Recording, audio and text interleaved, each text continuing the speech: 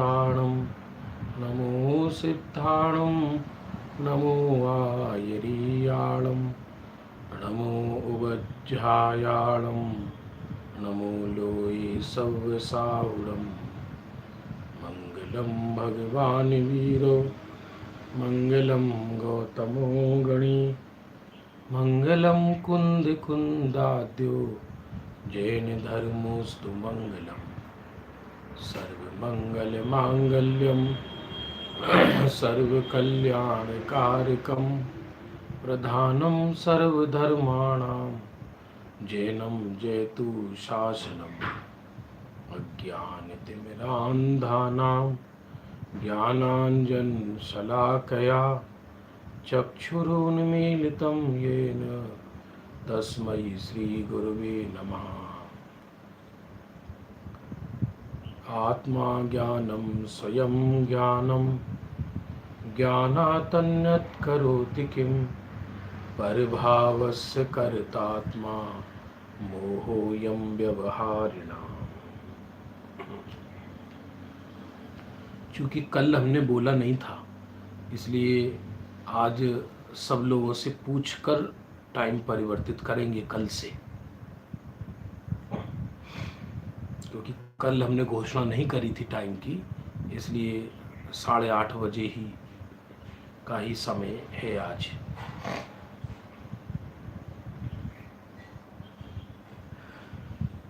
द्रव्य दृष्टि प्रकाश अद्भुत आध्यात्मिक ग्रंथ है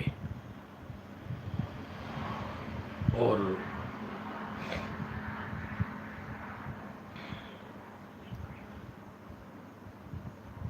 कल चर्चा चली थी कि चिंतन मनन अध्ययन चर्चा सर्वार सिद्धि के देवों की अधिक है, तथापि उनकी निर्जरा कम है, और एक पंचम गुण स्थानवर्ती की हो सकता है घर गृहस्थी वाला हो, परिस्थिति बाहर में ज्यादा अनुकूल ना हो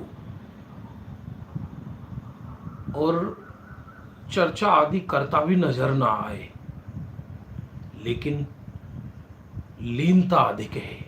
जब जब स्वरूप में लीन होता है उसकी लीनता अधिक है, तो उसकी निर्जरा ज्यादा है।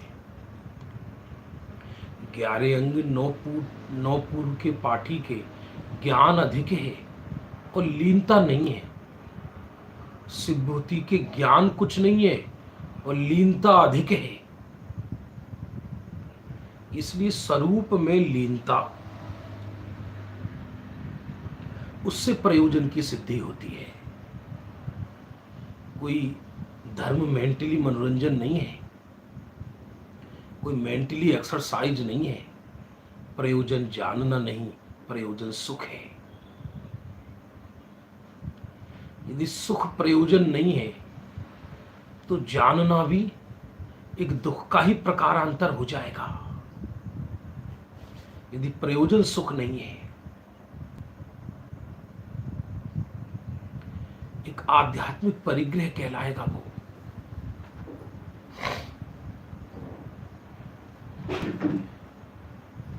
कोई इसका अर्थ ऐसा निकाले कि फिर बिना सम्यक दर्शन ज्ञान की लीनता हो जाएगी क्या? बात ये नहीं चल रही। यहां तो कह रहे कि लीनता केवल ज्ञान का कारण है। बिना सम्यक तो बिना ज्ञान की लीनता तो 3 काल भी संभव है ही नहीं। लेकिन यहां कह रहे हैं कि अधिक जानने से प्रयोजन की सिद्धि नहीं।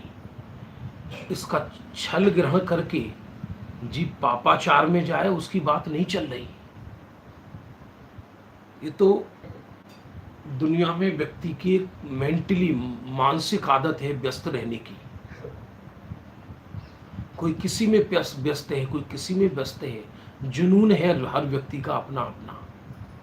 तो यदि ध्रुव दृष्टि नहीं है, प्रयोजन सुख नहीं है, तो ये भी एक जुनून कहलाएगा, मानसिक जुनून।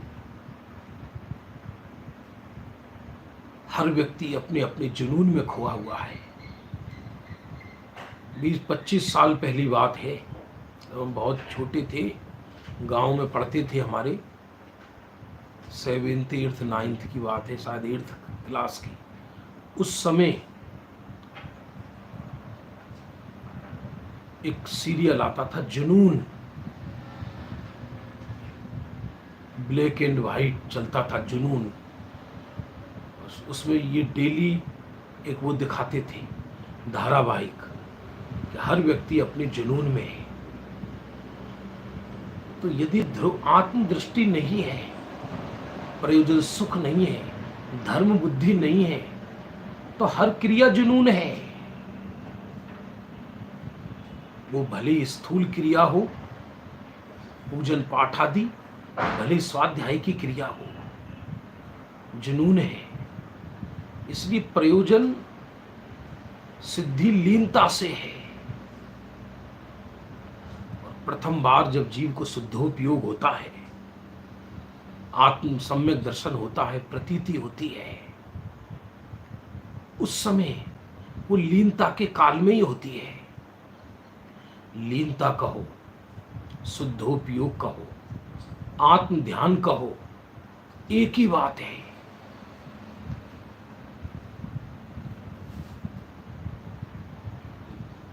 लीनता की कला दृष्टि सम्यक होने पर हो जाती है, ज्ञान सम्यक होने पर हो जाता है। फिर 6 उपसम ज्ञान में द्वादशांग का ज्ञान हो जाए भले, लेकिन ध्यान देना, यदि द्वादशांग के ज्ञान से निर्जरा अधिक होती है तो भरत जी द्वादशांग के पाठी कहलाते थे, इंद्र द्वादशांग के पाठी होते हैं, सर्वार सिद्धि के देव अहिमेंद्र भी द्वादशांग के पाठी हैं। तो फिर इनकी निर्जरा अधिक हो गई क्या? नहीं। और एक अंतर मुहूर्त मोक्ष जाने वाले एक बीतरागी संत, एक शब्द बोलना नहीं आता लेकिन स्वरूप में लीन रहते हैं, हो सकता है अंतर मुहूर्त बाद कर्म काट के मोक्ष चली जाए। कोई अभ्यास का या पठन पाठन का निषेध नहीं चल रहा भाइयों, बात यथार्थ चल रही है। ये 167 नंबर का बोल में मैंने इस पर बहुत विचार किया, अपने आप ही मंथन चला सारे दिन। कहना क्या चाह रहे हैं? लीनता से प्रयोजन सिद्धि, क्योंकि लीनता से सुख बढ़ता है, लीनता से वीतरागता बढ़ती है। लीनता और प्रतीति दोनों अलग अलग चीज है। प्रतीति श्रद्धा गुण की पर्याय है, लीनता में अन्य सब गुण आ गए। मुख्य रूप से ज्ञान लीन होता है तो चारित्र भी लीन हो गया, ऐसा कहलाता है। स्थिरता बढ़ जाती है, उपयोग अंदर थमा तो चारित्र में स्थिरता बढ़ जाती है। तो पूर्ण प्रयोजन की सिद्धि तो लीनता से ही हुई ना। सप्तम गुण स्थान में एक बीतरागी संत, अब उनको जानना क्या शेष रहा है? शुद्धात्मा को जान चुके, भेद ज्ञान हो चुका। अब क्या ध्यान अवस्था में उनको जानने की वांछा रहती है या लीनता रहती है? और लीनता अंतर मुहूर्त रह जाए तो केवल ज्ञान हो जाए।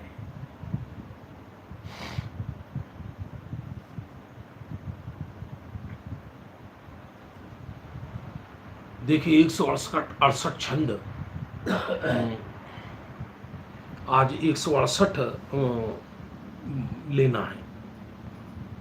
जिसकी जो रुचि होती है उसको उसी रस की मुख्यता होती है, इसी से मरण समय भी उसी रस की उग्रता हो जाती है।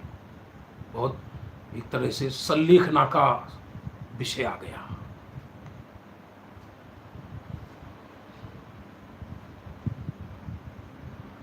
जिसकी जो रुचि होती है उसको उसी रस की मुख्यता होती है, इसी से मरण समय भी उसी रस की उग्रता हो जाती है। ये नियम है।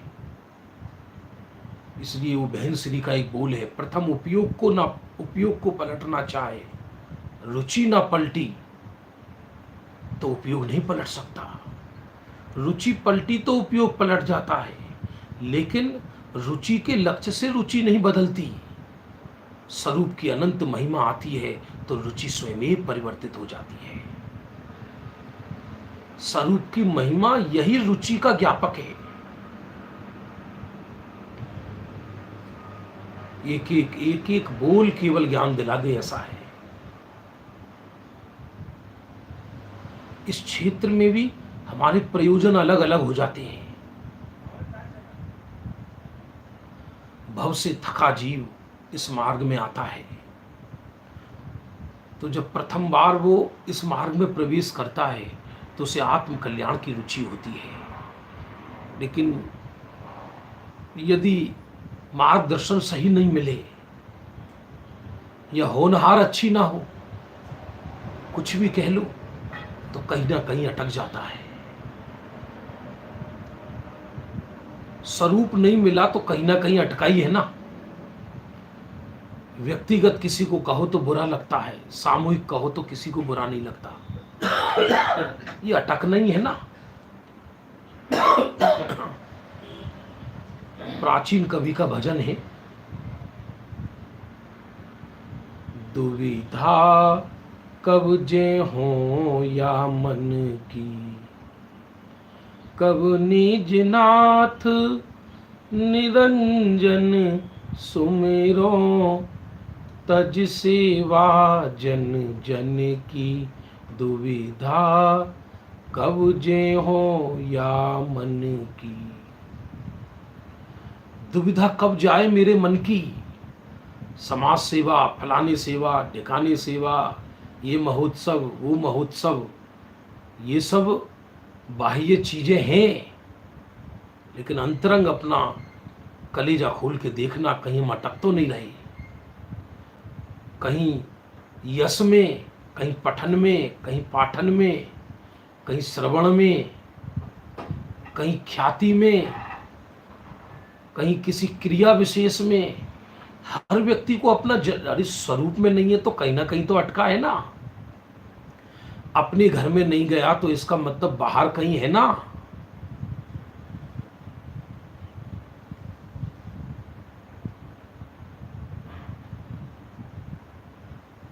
दुविधा उनका है, सर दयानंद राय जी का है, गजब है। मैं तो 5 कवि पर न्यौछावर हूं इन पर। दयानंद राय, भूधरदास जी, दौलत राम जी, भागचंद जी, एक भौमराज जी, भौमराज कवि है, और ज्ञानी कवि थे ये, सम्यक दृष्टि, आत्मधर्मी। ऐसे ऐसे प्रत्येक कवि के 100 भजन मिल जाएंगे। एक भजन कर लो, सुन लो तो केवल ज्ञान हो जाए। इसी बोल पर है, देखो एक भजन भौमराज जी का, द्वादशांग गर्भित है। जो इच्छा का दमन न हो तो, चारित्र से शिव गमन नहीं रे, जो इच्छा का दमन न हो तो। भौमराज कवि का है ये। दमन का अर्थ है यहां मिटना। यदि उस जाति की इच्छा नहीं गई और हम चारित्र का बेस कितने भी ओढ़े हुए हैं तो उससे मोक्ष गमन नहीं है। नाम रटे निज नाथ मिले तो तानिस दिन रटत वही रे। नाम जब आत्मा आत्मा बोलने से यदि मोक्ष मिलता हो तो तोता निज दिन वही रटता है। नाम रटे निज नाथ मिले तो तोता निस दिन रटत वही रे, जो इच्छा का दमन न हो तो। एक एक चीज लिया है, एक एक चीज। वन निवास से धर्म होए तो, मौनी वन निवास से धर्म होए तो, वन में आयुष बीत गई रे, जो इच्छा का दमन न हो तो।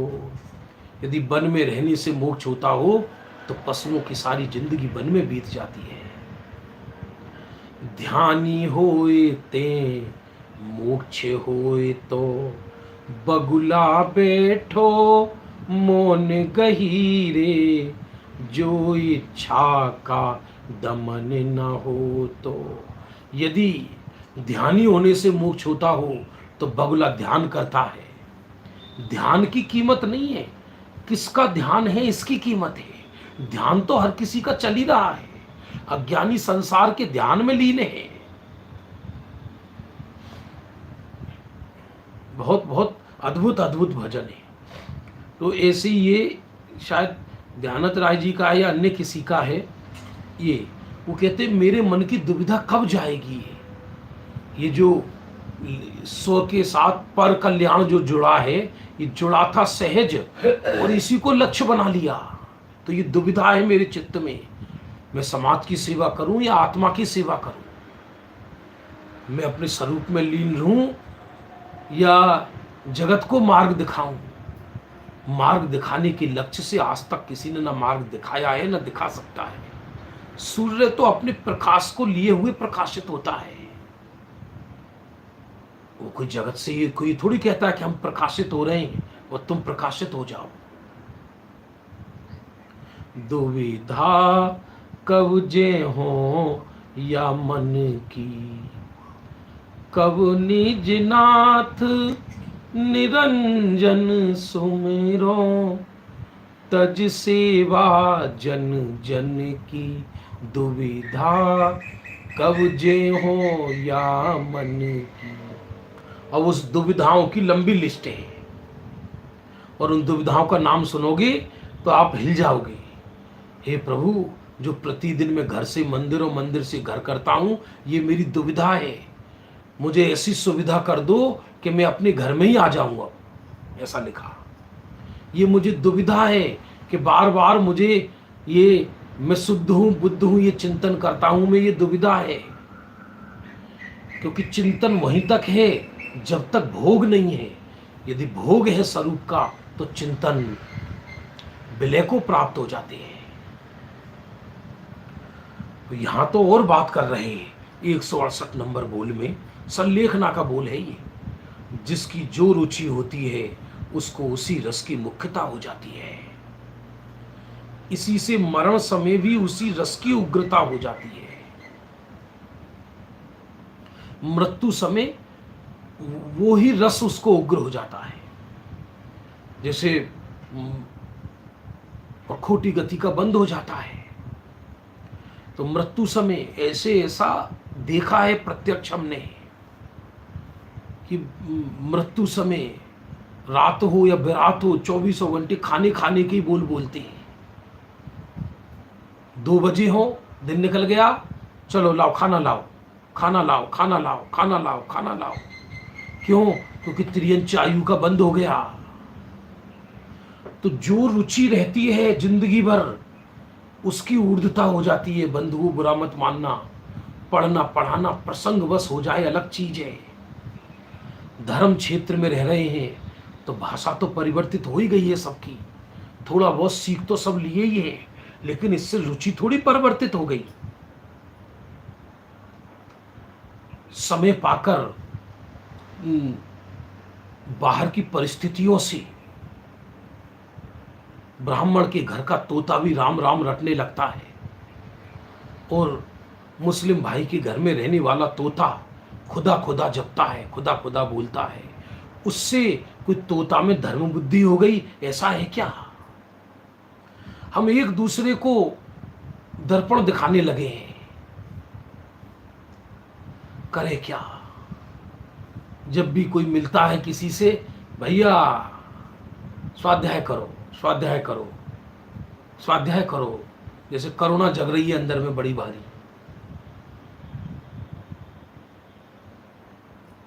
ये ऐसा नहीं होता, ऐसा नहीं है। हो सकता है किसी के मन में इस भाव की करुणा भी हो, लेकिन यहां तो कहते हैं ये कारण पाकर हो जाता है। लेकिन असली चीज हम कैसे, हमने सारी जिंदगी क्या किया, ये अंतिम समय प्रस्फुटित होता है। भगवती आराधना में आया है। 15 दिन लिया था समाधि मरण का विषय द्वितीय लॉकडाउन के अंदर।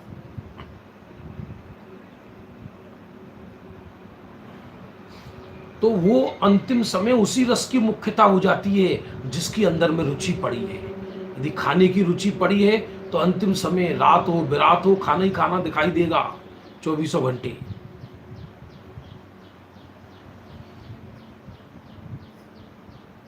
ये किसी की कोई मजाक का विषय नहीं है। ये हम कितने बड़े धर्मात्मा, इसका निर्णय असाता के उदय में होता है। और अपनी अपनी अंदर में रुचि देखो, हम सुविधावादी हैं या स्वरूप की रुचि है। वास्तव में अनंत प्रतिकूलताओं का ढेर हो और उस प्रतिकूलता के काल में मैं परमात्मा हूं, ये अंदर लो जलती रहे। इसलिए मरण समय उसी रस की उग्रता हो जाती है। क्या गजब लिखा है। और वो बातें प्रकट होने लगती है। मरण समय क्रोध ज्यादा होने लगे, झल्लाए बात बात में लोग, अरे जाओ नहीं जाओ नहीं, अरे यही बाबा जी के पास मत जाओ, ओहो चिड़चिड़ा रहे हैं। कथन क्या हो रहा है, ख्याति किस बात की हो रही है विश्व में कि बाबा जी ने सल्लेखना अंगीकार कर ली है। अब उनके पास जाए तो व्यक्ति का शरीर ना फोड़े, और उल्टा भाव दूसरे को क्या कहें। तो वो जो सारी जिंदगी रुचि थी, परिणति थी, वो अंतिम समय स्वयं प्रकट होने लगती है। यदि लोभ वृत्ति हो तो वो प्रकट होने लगती है अंतिम समय। परिवार वालों को बुलाकर बाप बेटे ये सब उसके दिमाग में यही रहता है, हाँ सब लुट ना जाए, ठीक है सब सही है, सब लुट ना जाए। देखो दुनिया बहुत चारों तरफ लूटने बैठे हैं लोग, सब संभाल के रखना ये जड़ पत्थरों को। ऐसा ऐसा मान की उग्रता हो जाती है अंतिम समय, क्योंकि जिंदगी भर उसी का पोषण किया हो, मान का। यदि एक मुट्ठी चावल भी चढ़ाता है मंदिर के अंदर तो उसके भी फोटो खिंचवाना चाहता है, लोगों को मालूम हो जाए कि मैंने जिनेंद्र को 3 लोग समर्पित कर दिया। तो हर चीज को भुनाना चाहता है, हर चीज को यश चाहता है, हर चीज का। यदि वो धर्म करे और जगत को पता ना पड़े तो उसको लगता है मेरा धर्म करना निरर्थक हो गया। इसलिए कोई पूछे भैया क्या चल रहा है, भैया 10-10 12-12 घंटे स्वाध्याय कर रहे हैं हम तो, 4 अनुयोग पढ़ते हैं, 2 घंटे ये, 1 घंटे ये, 1 घंटे ये, 1 घंटे ये, 1 घंटे ये, माता का खिचड़ी बना रखा है। और तू क्या स्वाध्याय बेकार चीज है क्या? बेकार चीज नहीं है। ये कितनी लालसा से कहता है भाई ये है इसकी असली रुचि। रुचि ज्ञानाभ्यास नहीं है, रुचि ये है जो इसकी क्षण क्षण में व्यक्त होती है, इसकी आदतों से, व्यक्ति की आदतों से व्यक्ति की रुचि दिखाई देती है, और वो रुचि अंतिम समय उग्र हो जाती है। बहुत गजब का बोल है ये 168 नंबर का बोल।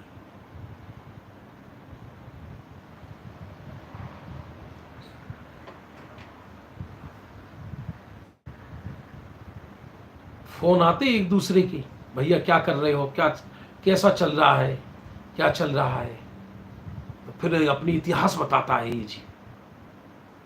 10-11 2-3 घंटे तो बस स्वाध्याय करता हूँ, वैसे 2 टाइम सामायिक भी करता हूँ, पूजन में 1.5-2 घंटे, ऐसे अपना 12-14 घंटे शुभ भाव में चला जाता है, ऐसा बोलता है। तो इसको धर्म की जीरो भी रुचि नहीं है। अधिक नहीं कह रहे हम तो स्वयं हमारे भाव पढ़ते हैं ना, हमें पता है ना। आगे देखिए 169 168 नंबर बोल का सार क्या है कि जो रुचि होती है अंतिम समय वही मुख्य हो जाती है। इसलिए काल पाकर, उदय पाकर, विशेष कोई साधन मिल गए, जगत धर्मी का मुकुट पहना दे सर पर, या ये खुद धर्मी मानने लगे, उससे कुछ नहीं होता। एक बहन श्री का बोल है जो हमने माता देवी की तत्व चर्चा के अंदर डाला है, बहुत अद्भुत बोल है। क्या बोल है कि जगत में आत्म वंचना क्या है, सबसे अधिक आत्मा को ठगना क्या है कि धर्मी ना होकर धर्मी कहलाए, धर्मी ना होकर धर्म रूप सम्मान लोगों से चाहे।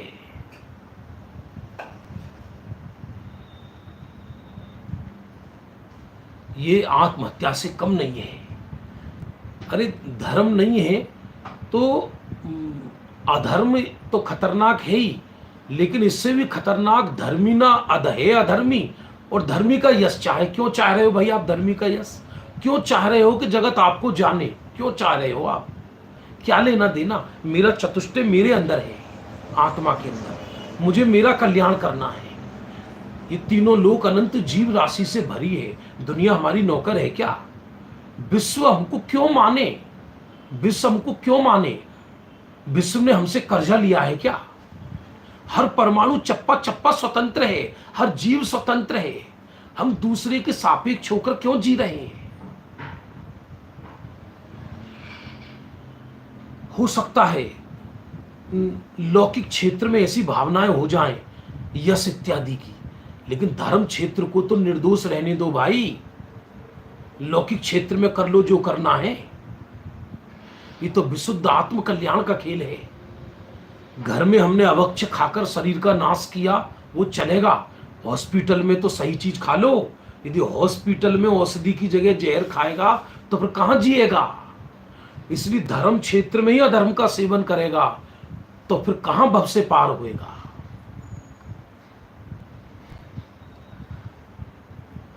अब अपने अपने रस को देखना कि हमें किस रस की उग्रता है। देखिए 169 बोल बहुत अद्भुत है, एक ही बोल बहुत अद्भुत है। अशुद्ध पर्याय का मुख बाहर की ओर है, शुद्ध पर्याय का मुख अपनी ओर है। वैसे तो एक बोल के लिए पौना घंटा कम पड़ जाता है, अंदर मंथन होता रहता है जबरदस्त।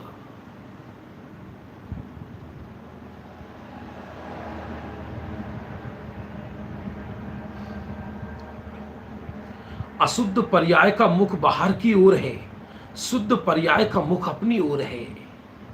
दोनों के मुंह की दिशा विरुद्ध है, इसी से वे सहज ही भिन्न दिखते हैं।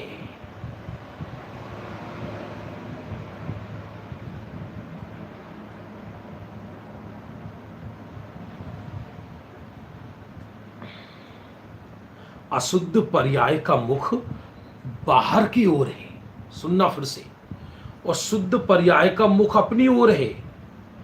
दोनों के मुंह की दिशा विरुद्ध है,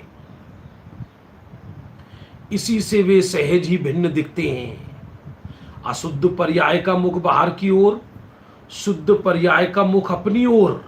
मुख, लेकिन जो त्रिकाल चैतन्य परमात्मा है वो तो अपने ही अंदर है, अपने अंदर है। एक पर्याय बहिर्मुखी है, एक पर्याय अंतर्मुखी है तो पर्याय ना, है तो दोनों पर्याय। इसी से वे सहज भिन्न नजर आती हैं।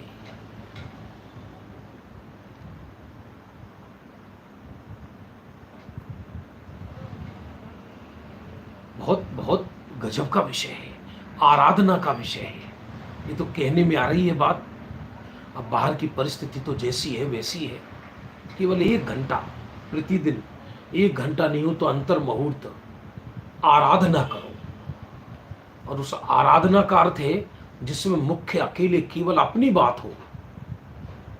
संसार, शरीर, भोग, देह, चारों, तीनों काल, तीनों लोक, सिर्फ जिसे अपन समझ लो रूढ़ भाषा में सामायिक कहते हैं,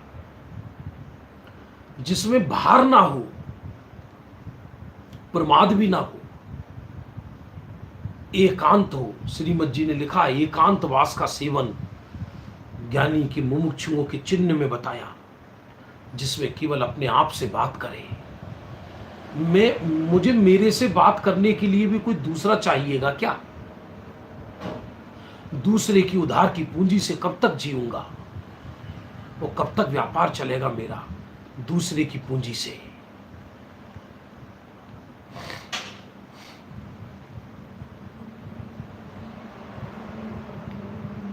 केवल याद रखना, जिस दिन स्वयं हमारे समाधान हमारे से होने लगे, जैसे हर व्यक्ति के शरीर में रोग प्रतिरोधक क्षमता होती है, रोगी जानता है मुझे क्या रोग है। आज के डॉक्टर, कभी कभी डॉक्टर नहीं पहचान पाता, वो गलत इलाज करने लगते हैं, और रोगी कहता महाराज नहीं, मेरे को ये रोग नहीं है। अभी एक नई उम्र का 36 वर्ष की उम्र का डॉक्टर खत्म हुआ, अखबारों में बहुत आया, कोरोना से। मेडिकल का डॉक्टर था, वहाँ अभ्यास किया, डॉक्टर बन गया था, और 10-15 दिन से खांसी जुकाम बुखार चल रहा था। उसको हॉस्पिटल में रखा गया। हॉस्पिटल के दूत को स्वयं हॉस्पिटल में रखा गया, लेकिन इलाज चलता रहा ऊपरी वायरल वाला। और वो खुद कह रहा है बड़े बड़े डॉक्टरों से, साहब मैं बता रहा हूँ मेरे को 100% कोरोना है, लेकिन वो इलाज नहीं हो पाया, तो खत्म हो गया।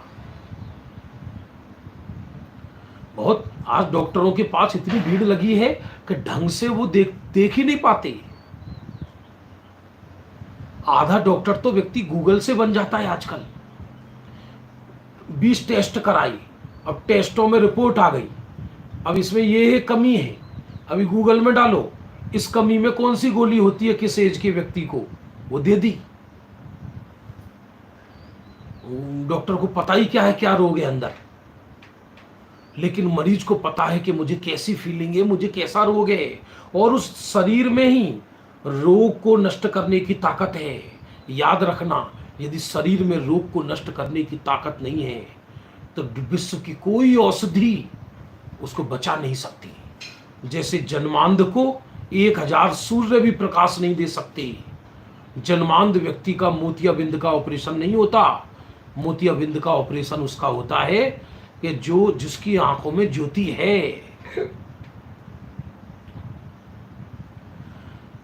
तो जब अंदर स्वयं अपनी बीमारी समझ में आए और अपने आप ही बीमारी का इलाज ख्याल में आने लगे, सहज अपने से ही समाधान होने लगे, अपने में ही तृप्ति होने लगे, अपने से ही संतोष होने लगे, समझना उस दिन से हमको दिशा सही मिल रही है, और उसमें सद्गुरु और सदग्रंथ निमित्त होते हैं।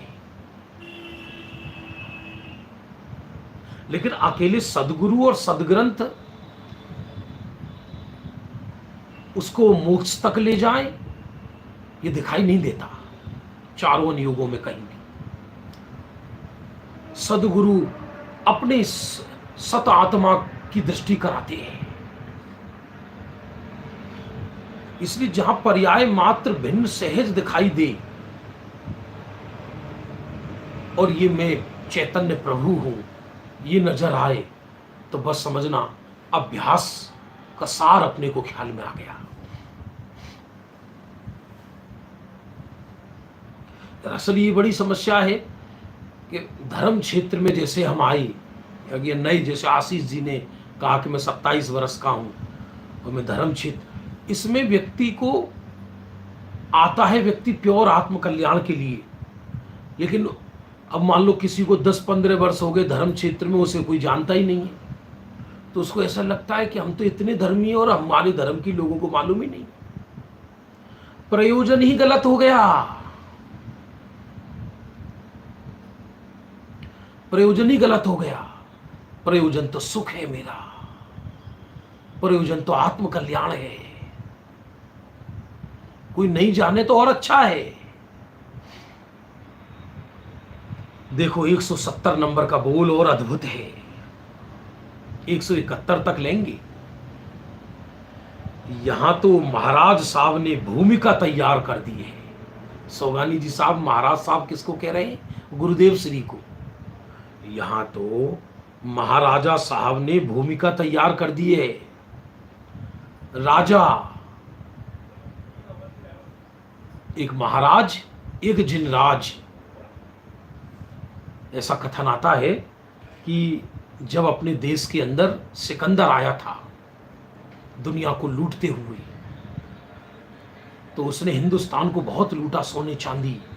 उस समय हमारे हिंदुस्तान के अंदर जगह जगह वन जंगलों में मुनिराजों के टोले निवास करते थे, 100-100, 500 से 1000-1000 मुनिराजों का। और ये दृश्य उसने हिंदुस्तान में ही देखा। तो सिकंदर हिल गया अंदर से, मैं सुखी होने के लिए पूरी दुनिया को लूट रहा हूं और इन पर जो कुछ है ये उसे लुटाकर जंगल में बैठे हैं।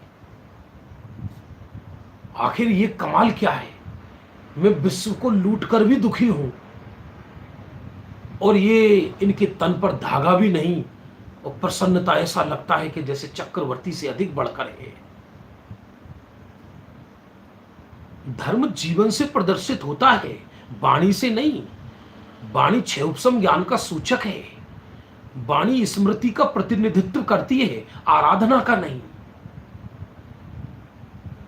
इधर उस सिकंदर को ने अपने मंत्री से पूछा, महाराज ये क्या है, ये भारतवर्ष में ये नग्न व्यक्ति कौन घूमते हैं?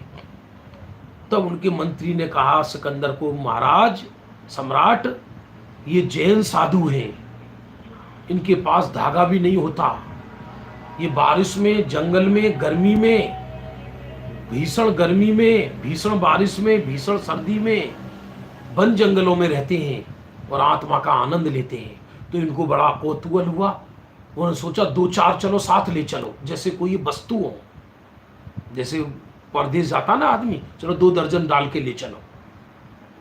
तो अपना मंत्री भेजा, कल्याण मुनिराज का एक संघ था वहां पर,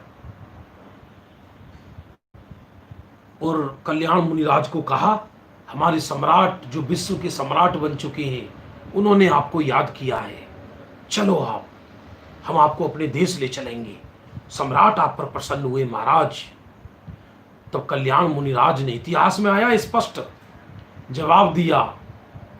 क्या जवाब दिया? हमारे ऊपर किसी महाराज का शासन नहीं चलता, हमारे ऊपर एक जिनराज का शासन चलता है। बोले, हमारे सम्राट के आज्ञा उल्लंघन करोगे तो तुम्हारा सर कलम कर देंगे। तब कल्याण मुनि जवाब देते हैं, जिस दिन हम घर छोड़ा था उसी दिन हमने देह भी छोड़ दी थी। देह हमारी है ही कहां, ये छिदे या विधे, हम तो स्वरूप में आनंद भोगते हैं। देह हमारी है ही कहां, ये विषय रोकर कहने का नहीं, आनंद पूर्वक कहने का है। क्योंकि जिस चिंता में हम मरे जा रहे हैं जिसकी, वो वस्तु ही अपनी नहीं है, और उसकी चिंता आदि के, इसका मतलब उसमें एकत्व है। तो भाई मंत्री वापस आ गया, सेनापति, और फिर सिकंदर स्वयं गया नंगी तलवारों को लेकर, घोड़ों पे चढ़कर, और वह चारों तरफ से मुनिराज, कल्याण मुनिराज को घेर लिया और उनको जबरदस्ती उठाकर ले गए पानी के जहाज पर। कल्याण मुनिराज को उन्होंने संलेखना ले ली, अन्न जल का त्याग नहीं किया, और रास्ते में सिकंदर की तबीयत बिगड़ गई। कल्याण मुनिराज निमित्त ज्ञानी थे, उन्होंने कहा, सम्राट, अपने देश पहुंचने से पहले तुम दुनिया छोड़ दोगे। सिकंदर को अपनी गलती का एहसास हुआ कि मैं बहुत गलती कर चुका हूं, अब वापस कैसे जाए, सागर के रास्ते से जाते थे। इतिहास ये लिखती है कि कल्याण मुनिराज के उत्तम वचन सुनते सुनते सिकंदर ने संलेखना ली। वो ज्ञानी वाली संलेखना नहीं, सत्य समझते समझते। और कल्याण मुनिराज ने भी संलेखना ले ली, कैसे आहार पानी होता। मैंने तो उत्तर कैसा ये दिया कि राजा, हमारे एक जिनराज हैं, वो ही हमारे राजा हैं और दूसरे कोई नहीं। ये सोगानी जी साहब को गुरुदेव के प्रति बहुमान कितना। यहां तो महाराजा साहब ने भूमिका तैयार कर दी, महाराज हैं हमारे गुरुदेव, क्योंकि विश्व के सेठ या विश्व के राजा तो ये गांव के भी मालिक नहीं बना सकते, लेकिन हमारे जिनराज तीन लोक के मालिक बना देते हैं, इसलिए वो हमारे महाराज हैं। एक गाँव पति जो होवे, सो भी दुखिया दुख खोवे। तुम तीन भुवन के स्वामी, दुख मेटहु अंतर जामी। निमित्त की भाषा यही होती है, ज्ञानियों की विनम्रता की भाषा यही होती है। महाराजा ने भूमिका तैयार कर दी, महाराज ने, गुरुदेव ने, बस अब तो थोड़ा सा सुख का बीज बो देना है, जिससे महा आनंद होवे। गजब गजब, सुख का बीज माने ध्रुव दृष्टि, यही सुख का बीज है। मैं चैतन्य परमात्मा हूं, ये सुख का बीज है और इसका फल आनंद है। आत्म भाव न भावता, जीव लय है केवल ज्ञान रे। आत्म भाव न भावता, जीव लहे केवल ज्ञान रे। आत्म भाव न भावता, जीव लहे केवल ज्ञान रे। आत्म भाव न भावता, जीव लहे केवल ज्ञान रे। इस बोल को पढ़ना घर पे। महाराज ने भूमिका तैयार, सुख का बीज माने ध्रुव दृष्टि, ये सुख का बीज और फल उसका आनंद। हम क्या समझ रहे हैं? हमने सुख की बाह्य क्रियाओं को सुख का बीज मान लिया और क्षय उपशम ज्ञान को उसका फल मान लिया। जो जितना अधिक जानता है उसको हम उतना बड़ा आराधक समझते हैं, और खुद को भी। हाँ, ऐसा हो सकता है, मे बी पॉसिबल, कि अनुभूति करने वाला जानकार भी हो, लेकिन वो आनंद नहीं है। सुख का बीज है ध्रुव दृष्टि और आनंद उसका फल है। अरे ध्रुव केवल ज्ञान उसका फल है, और केवल ज्ञान के साथ साथ अनंत ज्ञान की धारा बहती है।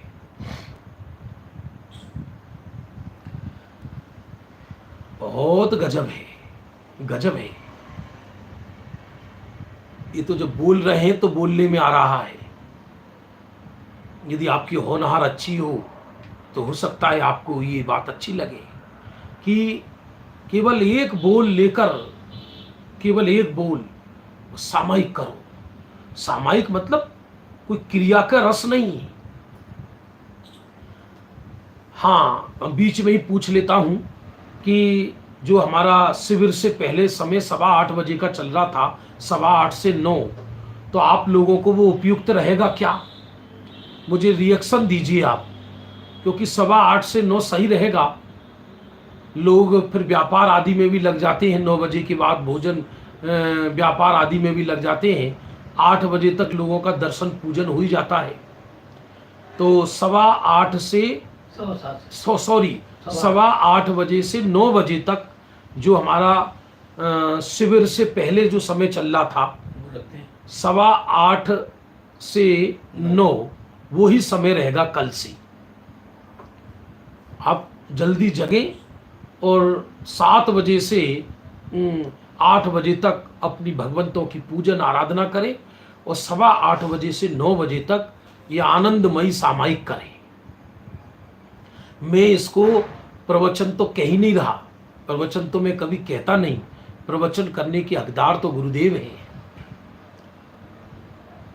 हम तो ये जो बोल हैं सौगानी जी के, इनकी जुगाली कर रहे हैं, आनंद कर रहे हैं, इसका आनंद कर रहे हैं। ये स्वाध्याय चल रहा है, ये आराधना है। ये मैं ये नहीं कह रहा आप चारों नियोग नहीं पढ़े, चारों नियोग खूब पढ़े। हम क्यों, हमारे साधर्मी आगे, हम तो, हमारी तो ये भावना है हमारे सारे साधर्मी तीर्थंकर बन जाएं तो बढ़िया है, हम आपके समवसरण में केवल ज्ञान कर लेंगे, और हमारे सारे साधर्मी लौकिक क्षेत्र में चक्रवर्ती बन जाएं। तो जब चक्रवर्तियों के साथ रहेंगे तो बाहर में हमें कौन सी असुविधा रहेगी। इसलिए बंधुओं, मेरा कहना ये 1.25 घंटा एक एक प्रयोग करेंगे हम प्रतिदिन, प्रतिदिन प्रयोग करेंगे। इसमें आप जानने की जिज्ञासा मत रखना। आप, मैं आपको कल से इन बोलों को गुरुदेव श्री ने कई जगह गजब गजब का उछले हैं गुरुदेव इनको पढ़ पढ़ कर, आप सोच नहीं सकते। गुरुदेव कोई ऐसे कोई साधारण व्यक्ति नहीं थे, कोई साधारण व्यक्ति नहीं थे। करोड़ों रत्न उनके चरणों में रखकर भी किसी के विषय में एक शब्द प्रशंसा नहीं करा सकते थे, और किसी भी तरह की उनको धमकी देकर या लोभ लालच देकर किसी के विषय में निंदा नहीं करा सकते थे गुरुदेव के। लेकिन ऐसे गुरुदेव ने उन्मुक्त भाव से ये सौगानी जी के ये दिव्य बोलों की प्रशंसा की है। तो देखो, आ जाओ फिर डूबते हैं अपन आनंद में। सुख का बीज माने ध्रुव दृष्टि। आत्मा तो सुख स्वरूप ही है, लेकिन सुख का बीज माने ये मैं चैतन्य परमात्मा हूं। और इसी को ये जो बोल चलता है, भजन चलता है कि आत्म भावना भावता जीव लहे केवल ज्ञान रे। आत्मा की भावना भाते भाते जीव को केवल ज्ञान हो जाता है। तो भावना का अर्थ मैं शाश्वत परमात्मा हूं। भाषा भले ही कुछ भी बोले, छठी गाथा में उसे ज्ञायक भाव कहा, नियम सार में उसको परम पारणामिक भाव कहा। गुरुदेव इसको भगवान आत्मा कहते हैं, सौगानी जी जिसको अपारणामिक तत्व कहते हैं। बोलो कुछ भी, हमें कोई फर्क नहीं पड़ता। हम भाषा मूढ़ नहीं, हमें तो भाव से मतलब है। और उसका फल महा आनंद। उसका फल क्या बताया? महा आनंद। तो आज से अपना चित्त का ऑपरेशन करके देखो कि हम पहले दिन जब मुमुक्षु हुए और आज तक हमारी जो उम्र बढ़ गई, तो एक ही लक्षण है इसका कि राग घटा है या नहीं घटा, और आनंद बढ़ा है या नहीं बढ़ा। ये नहीं लिखा इसमें कि ज्ञान बढ़ा है या नहीं बढ़ा, ये पहले ही चर्चा कर चुकी। सुख से लीनता से प्रयोजन की सिद्धि है, अकेले जानने से प्रयोजन की सिद्धि नहीं है। प्रैक्टिकल करो, अपने अंदर नेचुरल बन जाओ। इसमें यदि हम इस क्षेत्र में नेचुरल बन गए तो ये हमारे संस्कार साथ जाएंगे। और इसी का नाम सम्यक्त सन्मुख है। इसमें कोई आश्चर्य नहीं है। ये बोल पढ़ते पढ़ते सुनते सुनते दृष्टि ध्रुव पर चली जाए तो कोई भी ज्ञानी बन जाए क्षण में। इसमें अतिशयोक्ति मत समझना। कोई बैंड बाजे नहीं बजेंगे इस काल में, कोई स्वर्ग से इंद्र नहीं आएंगे। असंख्यातों सम्यक दृष्टि मगरमच्छ जल में पड़े हुए हैं, कोई चेहरा नहीं बदलेगा। थोड़ा सा सुख का बीज बो देना जिससे महा आनंद हो जाए।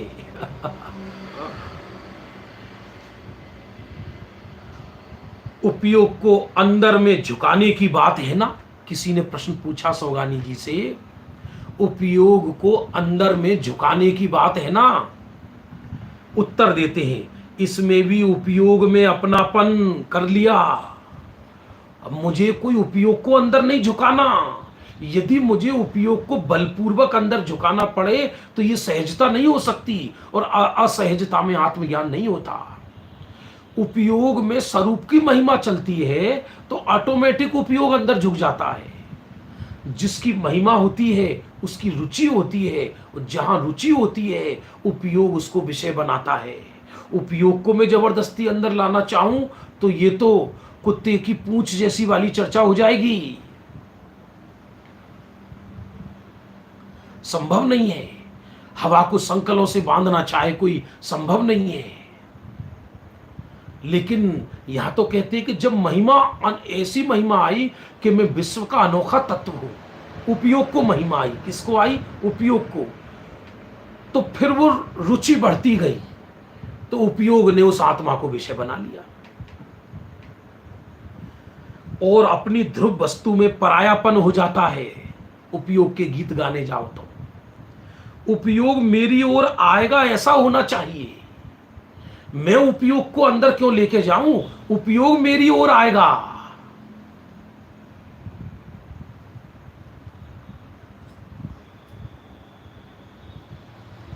बहुत बढ़िया, मुझे बड़ी प्रसन्नता है इस बात की, और ये प्रसन्नता भी मेरी कचास है कि समझ लीजिए पूज्य सोगानी जी के सभी पुत्र चार पुत्र हैं, चारों के चारों अशोक सोगानी जी साहब, रमेश सोगानी जी साहब इस तत्व को सुन रहे हैं। क्यों? क्योंकि कम से कम पिता की इस धरोहर को पुत्र तो संभाले, कम से कम पुत्र तो संभाले इसको। अब ये उपयोग को चरणान योग में जो लिखा कि उपयोग को बलपूर्वक अंदर ले जाना, इसका अर्थ क्या है? जबकि सोगानी जी ये कह रहे हैं कि उपयोग पर लक्ष्य नहीं करना, लक्ष्य स्वरूप पे किया और स्वरूप की महिमा आई तो उपयोग अपने आप अंदर झुक गया। तो इसका प्रयोगात्मक विषय अपन कल लेंगे। अभी अपना समय हो गया, फिर से सूचना सुन लीजिए।